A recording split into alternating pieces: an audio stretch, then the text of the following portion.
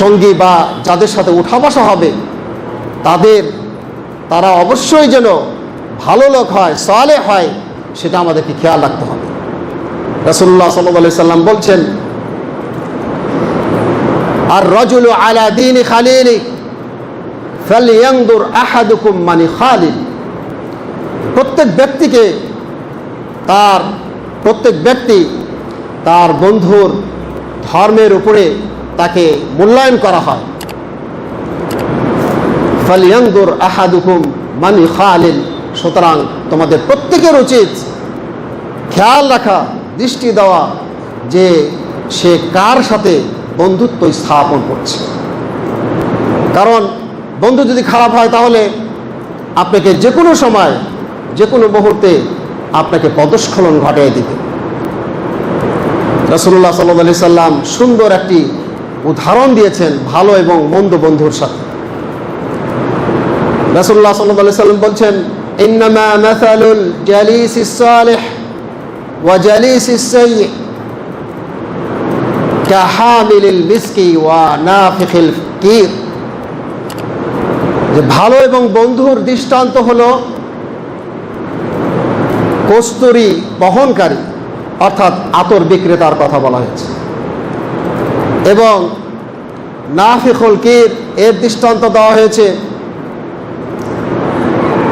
কামারের যে হাফর আছে, যেটা দেশে আগুন জ্বালায় নিভায় লোহা গরম করার জন্য, সে হাফরের সাথে তুলনা দেওয়া হয়েছে।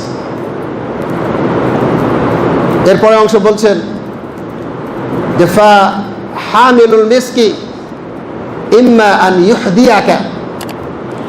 হামিলুল মিস্ক, যে আতর বিক্রেতা, তার কাছে যদি কেউ যায়, তুমি যদি যাও, তাহলে ইম্মা আন ইউহদিয়াক, সে হয়তো তোমাকে আতর থেকে কিছু মাখিয়ে দিবে। ওয়া ইম্মা আন তাবতাআ মিনহু, অথবা তার কাছ থেকে তুমি কিছু আতর ক্রয় করবে। ওয়া ইম্মা আন তাজিদা মিনহু রিহান তাইয়্যিবা, অথবা তুমি যদি আতর নাও কেনো, সে যদি নাও দেয়, আতর বিক্রেতার কাছে যাওয়ার কারণে তুমি তার কাছ থেকে একটা ফ্রি সুগন্ধি পাবে।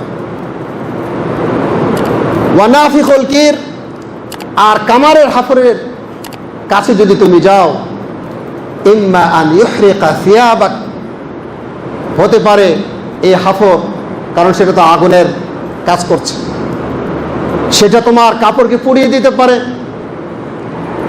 ওয়া ইম্মা আন তাজিদা মিনহু রিহান খাবিসা, অথবা যদি পুড়িয়ে নাও দেয়, তাহলে লোহা গরমের যে একটা গন্ধ আছে, দুর্গন্ধ, সেই গন্ধটা তোমাকে লাগবে।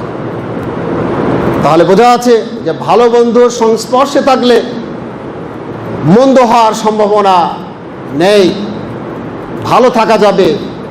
সে যদি সহযোগিতা নাও করে, ক্ষতি করবে না, কিন্তু বন্ধুর কাছে গেলে যে কোনোভাবেই ব্যক্তি ক্ষতিগ্রস্ত হয়ে যাবে।